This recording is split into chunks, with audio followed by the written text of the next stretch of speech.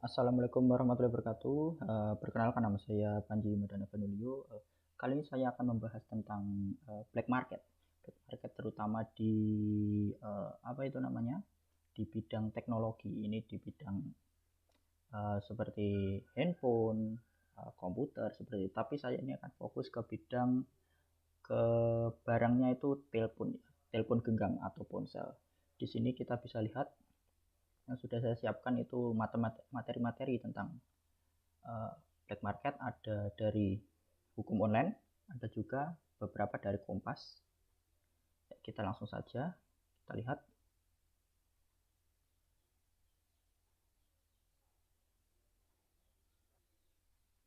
Oke, kita lanjut saja. Langsung ke kita lihat dari hukum online. Di sini ada yang berjudul hukum jual beli ponsel tanpa garansi di pasar gelap. Ya, kita lihat dulu hukumnya. Ini ada pertanyaannya, ini apa dasar hukum bagi penjualan telepon seluler yang black market atau tanpa garansi? Ya, kita bisa lihat di sini. Kita di sini menurut dari bukunya Mbak Lydia Herlina Martono, halaman ke-20, bukunya berkata belajar hidup bertanggung jawab menangkal narkoba dan kekerasan. Nah, ini kan menyangkut juga dengan perdagangan gelap atau black market. Ini ada putusan Mahkamah Agung mengenai perdagangan tidak resmi, di mana ini sangat menentang ya, merugikan negara apalagi ini. Di sini apa itu namanya black market. Ada juga perjanjian jual beli. Itu harus sah. Perjanjiannya itu diatur dalam pasal 1320 Kitab Undang-Undang Hukum Pidana atau KUHP per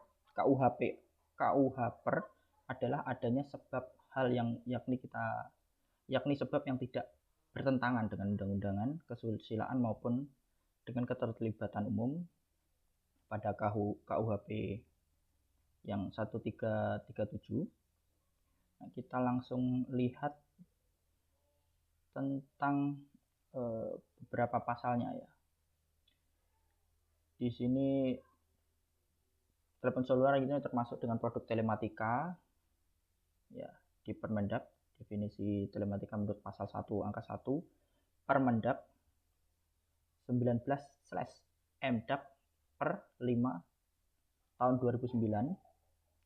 Isinya sebagai berikut seperti pada artikel ini ditulis, produk telematika adalah produk dari kelompok industri perangkat keras telekomunikasi dan pendukungnya, industri perangkat penyiaran pendukung, industri komputer dan peralatan, industri perangkat lunak dan konten multimedia, industri kreatif teknologi informasi dan komunikasi, telekom dan komunikasi. Ya, itu tentang pasalnya yang menyangkut yang membahas tentang produk telematika ya. Kemudian kita langsung saja ke black marketnya ya. Nah, di sini pada pasal 2 ayat 1 ini, di sini di bold atau ditekankan bahwa wajib dilengkapi dengan petunjuk penggunaan dan kartu jaminan garansi dalam bahasa Indonesia. Berarti ini segala jenis produk itu harus ada petunjuk penggunaan dan kartu jaminan, terutama untuk produk telematika ini ya. Kemudian dalam pasal 8 UK ini, pelaku usaha dikenakan pidana paling lama 5 tahun. Berarti ini bisnisnya termasuk bisnis yang kurang menguntungkan jika tertangkap oleh pemerintah. Di sini pidana paling denda 2 miliar. Ini cukup banyak juga. Paling banyak 2 miliar. Ini lumayan. Kita langsung saja menuju ke apa saja yang dilakukan pemerintah untuk memberantas BM atau black market. Di sini kita lihat pada artikel ini, akhirnya ponsel black market di Indonesia benar-benar diblokir mulai malam ini. Berarti pemerintah sudah melakukan tindakan-tindakan untuk memberantas black market. Nah, dari artikel ini kita bisa tahu pemerintah ini sangat cekatan untuk memberantas black marketnya. Kemudian di sini ada artikel kedua, yaitu ponsel BM diblokir, negara amankan 2,8 triliun per tahun. Jadi BM ini atau black market ini sangat merugikan negara ya. Di sini memblokir black market ponsel saja ini negara bisa mengamankan 2,8 triliun per tahun yang digunakan untuk kepentingan lain. Jadi keuangan negara bisa aman juga dari pemblokiran black market ini. Nah, ini sejak Selasa 2020. Jadi sampai sekarang black market itu sudah diblokir oleh negara. Kemudian di sini ada yang ketiga, Kominfo tambah kapasitas mesin blokir ponsel BM. Nah, ini Kominfo dengan pemerintah ini sangat cekatan sekali dalam memberantas black market, terutama dalam ponsel, karena ini ponsel ini sangat digemari oleh pembeli, dimana tahulah harga ponsel itu lumayan tinggi ya, lumayan mahal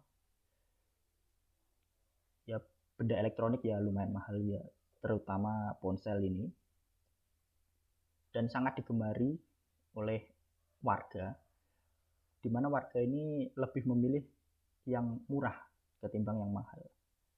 Maka dari itu inilah salah satu dampak negatifnya dari adanya teknologi, dimana adanya black market yang menjual barang yang tidak resmi dari harga resminya, dimana ini tidak ada garansi mungkin, atau tidak ada hal-hal yang melengkapi tentang ponselnya, seperti itu ya. Dari semua ini kalau menurut saya ya, pemerintah itu sudah mengambil tindakan yang cukup